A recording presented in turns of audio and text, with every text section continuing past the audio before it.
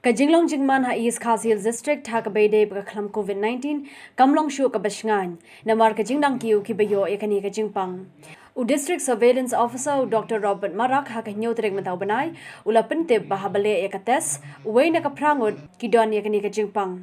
We can't take things lightly as of now.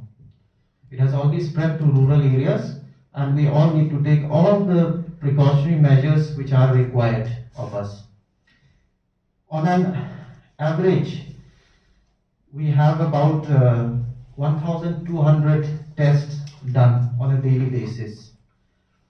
And as I said earlier, we get about 180 cases per day. So 1,200 tests and 180 cases per day. And of these, symptomatic cases per day are about 54 cases and serious cases are about 5 cases per day.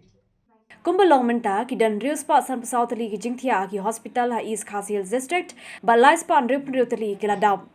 The total beds which we have is 654, of which this I'm talking about yesterday's numbers, of which 366 were occupied and 298 are still available as of yesterday evening. Nagliang Dr. Ding Do par ulai thu bagi baklar akani ke district bon ki dei ki bla khamsan krita bar ki badani ki we ki jingpang. Hendai uang pat ba minta usnem ki don ru ki baklat ki bom shim don jingpang ai ru. Lai thu ru banak 6000 praspa iwengut ki be yo akani ke jingpang 10% ki dei ki bladep ai ketika. Suha ban kenmang ba ni baro ni dei ban don ke jingkri halabi pat dak ben sa ki bahi ba sem jongi. Minta iwe positive case ipin sa priyang siya arko samut. Wala don kanu case hakaway kalonggi niyo i pat kuno ru. Shispa nakashispa kikilalong positive. Kidon kiyeng haki bagi lahap ban contain baro siyeng namar baro kila positive.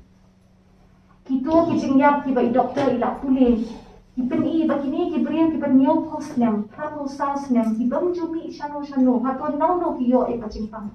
Kamud pala don kibahin basem jati kikon kiksil kiparlok para jon kiba tray ba ta bayat shani shatay bat kiba le kim dadeng mas kim dadot pikir kini pindon kiwan ra ayuk nyang jingpang kisitom kibriyo kiba plot pa pabornet.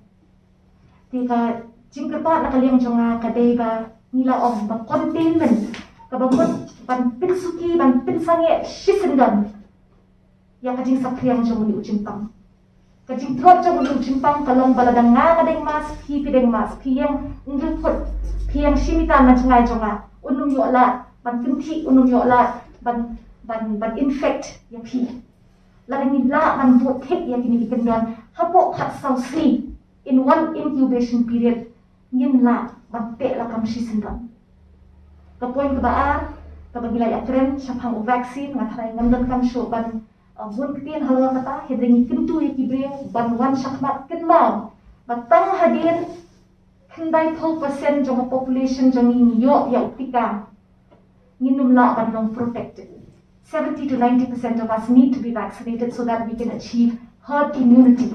The other option is that every one of us gets infected. But if that is the case, then many of us may also lose our lives. Kapag ako akan ongru, ngin yale uni uknyang jingpang, daga jing start, daga jing tip. We will fight this virus with knowledge and with science, not with hearsay, not with rumors, not with false beliefs, and not with sentiments. Ni don kam ban siap ki doktor, langi katakali gilet sa ki doktor.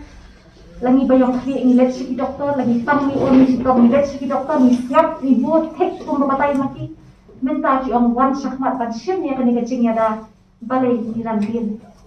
Tingikin ko ni kerta girayo ya kajing kersan, kapahadong kata-kata na kaliang jong kisnong, kinong yalang niyam, henry damdon hiki section, ibang pat wan syakmat.